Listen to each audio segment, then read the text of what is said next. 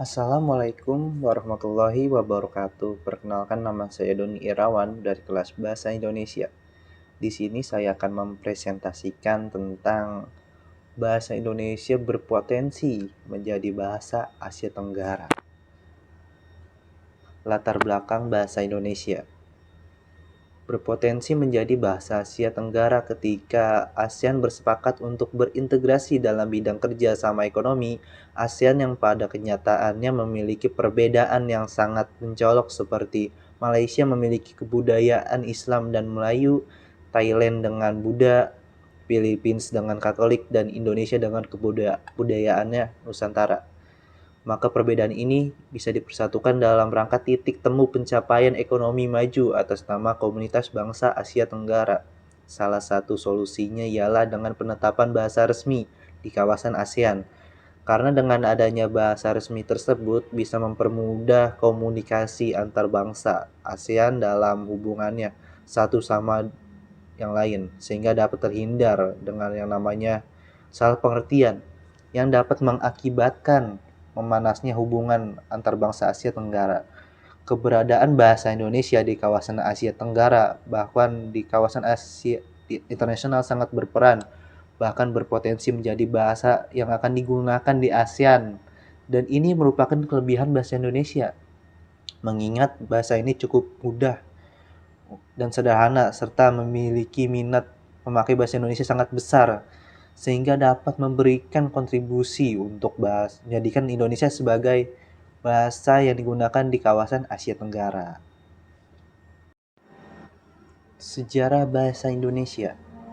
Bahasa Indonesia lahir pada tanggal 28 Oktober 1928. Pada saat itu para pemuda dari berbagai pelosok Nusantara berkumpul dalam kerapatan pemuda dan berikrar satu bertumpah darah yang satu, tanah Indonesia, berbangsa yang satu, bangsa Indonesia, dan menjunjung bahasa persatuan bahasa Indonesia. Ikrar para pemuda ini dikenal dengan nama Sumpah Pemuda. Pemerintah kolonial Belanda menyadari bahwa bahasa Melayu dapat dipakai untuk membantu administrasi bagi kalangan pegawai pribumi. Karena penguasaan bahasa Belanda, para pegawai pribumi dinilai lemah. Promosi bahasa Melayu pun dilakukan di sekolah-sekolah dan didukung dengan penerbitan karya sastra dalam bahasa Melayu. Akibat pemilihan ini terbentuklah embrio bahasa Indonesia yang secara perlahan mulai terpisah dari bentuk semula bahasa Melayu, Riau, sehingga bahasa Indonesia secara resmi diakui sebagai bahasa persatuan bangsa pada saat Sumpah Pemuda tanggal 28 Oktober 1928.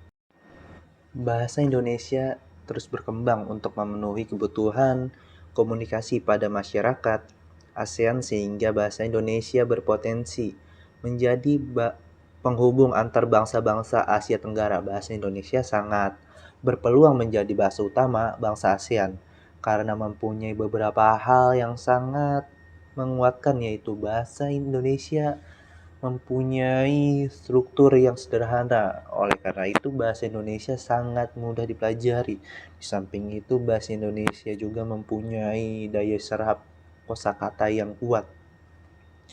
Bahasa Indonesia mempunyai jumlah penutur yang paling banyak di Asia Tenggara, yaitu 200 juta jiwa lebih. Dan pada masa depan diperkirakan semakin bertambah. Jumlah penuturnya tersebar di dalam negeri dan di luar negeri. Penutur di luar negeri seperti tenaga kerja Indonesia, pelajar Indonesia, dan wisatawan Indonesia dapat menjadi duta dalam mengenalkan bahasa Indonesia kepada bangsa-bangsa lain. Bahasa Indonesia mempunyai penyebaran geografis luas sebagaimana diketahui. Bahasa Melayu yang menjadi cikal bakal bahasa Indonesia telah dituturkan di hampir seluruh kawasan Asia Tenggara. Bahkan Melayu tercatat sebagai bahasa nasional di 4 negara, yaitu Indonesia, Malaysia, Brunei, dan Singapura. Sementara di beberapa negara lain seperti Thailand, Myanmar, Laos, Kamboja, dan Filipina, bahasa Melayu menjadi bahasa kedua dan ketiga. Karena struktur bahasa Melayu mirip dengan bahasa Indonesia, besar kemungkinan bahasa Indonesia dapat diterima di negara-negara itu. Sektor ekonomi makro di Indonesia yang berkembang pesat menjanjikan lahan investasi bagi investor asing. Itulah pintu gerbang untuk mengenalkan bahasa Indonesia kepada dunia. Produk sosial dan budaya Indonesia yang tersebar di negara-negara Asia Tenggara dapat menjadi media mengenalkan bahasa Indonesia. Sebagai contoh, Malaysia film, program televisi, dan musik dari Indonesia banyak digemari, dan itu mulai membuka peluang bagi persebaran bahasa Indonesia. Bahasa Indonesia go internasional. Kita harus bangga karena bahasa Indonesia yang kita miliki dijadikan bahasa nasional di Indonesia, merupakan bahasa yang besar di kawasan Asia Tenggara, sehingga dunia internasional ingin mempelajarinya. Terbukti dengan lebih dari 250 juta pengguna bahasa Indonesia sudah direncanakan jadi bahasa internasional.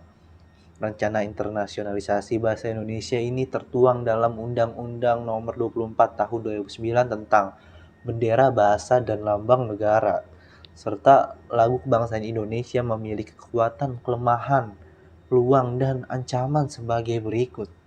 Kekuatan: lebih dari 250 juta lebih kini menggunakan bahasa Indonesia yang merupakan angka terbesar di kawasan Asia Tenggara. Selain itu pula, bahasa Indonesia mudah untuk dipahami, tidak mengenal kata jenis maupun kata kelamin. Kelemahan: gengsi menggunakan bahasa Indonesia. Karena banyak orang lebih memilih untuk menggunakan bahasa asing seperti bahasa Inggris digabungkan dengan bahasa Indonesia dengan cerobohnya dan sangat berlebihan, baik dalam pertemuan diskusi, seminar, maupun di acara-acara resmi lainnya.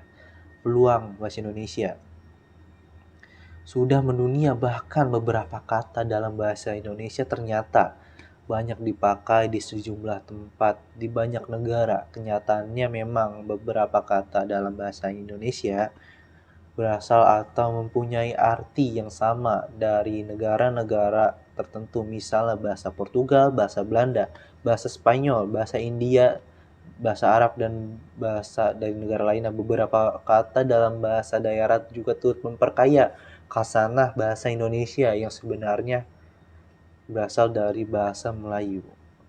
Ancaman bahasa Indonesia: memudarnya bahasa Indonesia karena dengan diangkatnya bahasa Indonesia sebagai bahasa internasional, bukan tidak mungkin kosakata bahasa Indonesia akan dicampur adukan, bahkan disubstitusi oleh kosakata lain dari bangsa pengguna yang konotasinya kurang baik, kurang pas, atau kurang sesuai dengan identitas bahasa Indonesia.